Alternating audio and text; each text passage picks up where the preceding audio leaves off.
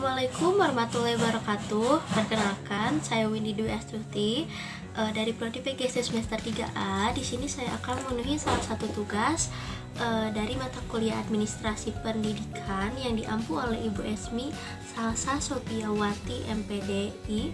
Di sini saya akan menjelaskan materi administrasi pengelolaan lembaga pendidikan. Yang pertama yang saya akan jelaskan adalah pengertian pengelolaan administrasi pendidikan.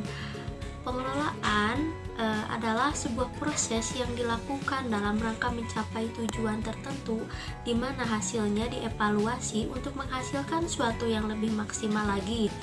Maka hal ini disebut pengelolaan. Pengelolaan pendidikan sebagai sebuah institusional atau sistem satuan pendidikan merupakan suatu proses untuk merumuskan kebijakan dan tujuan organisasi. Terdapat 6 tata kelola administrasi pendidikan, yaitu yang pertama kurikulum. Kurikulum ini sebagai kegiatan yang mendukung terjadinya proses pembelajaran secara komprehensif yang terencana dan terorganisir. Yang kedua adalah peserta didik. Peserta didik sebagai suatu objek pendidikan atau suatu objek yang akan melaksanakan pendidikan itu. Yang ketiga ada tenaga pendidik atau guru. Yang keempat terdapat pendanaan. Pendanaan ini sebagai suatu tata kelola yang sangat dibutuhkan untuk pengadaan, pemeliharaan, dan pembinaan.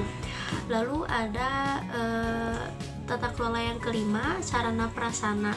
Sarana prasarana ini seperti gedung, alat pendidikan, terus alat pendidikan teknologi, alat pendidikan konvensional. Lalu ada tata kelola administrasi yang keenam. Ini lingkungan. Lingkungan ini merupakan salah satu komponen yang tidak terpisahkan, mulai dari keadaan sosial, budaya, ekonomi, ideologi, tokoh masyarakat, dan warga masyarakat pada umumnya. Lalu saya akan menjelaskan fungsi tata kelola administrasi pendidikan.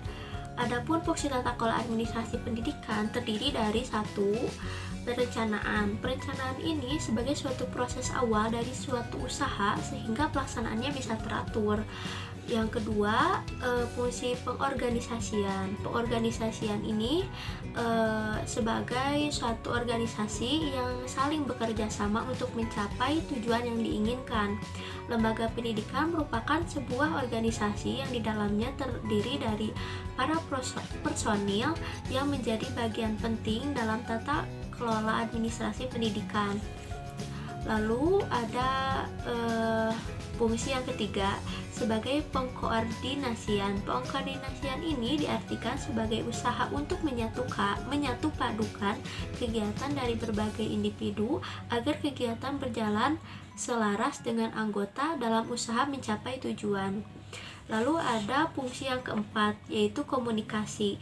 Dalam komunikasi ini, tata kelola administrasi pendidikan harus terjalin komunikasi yang baik sehingga koordinasinya berjalan dengan baik dan mencapai tujuan. Lalu ada fungsi yang kelima, yaitu supervisi. Supervisi ini sebagai salah satu bagian dari fungsi administrasi menjadi penting untuk dilaksanakan dalam rangka menentukan alur sesuai job desk yang sudah ditentukan pada setiap pengelolaan administrasi pendidikan. Lalu ada fungsi yang keenam, yaitu kepegawaian. Kepegawaian ini sebagai penentu tercapainya suatu tujuan organisasi.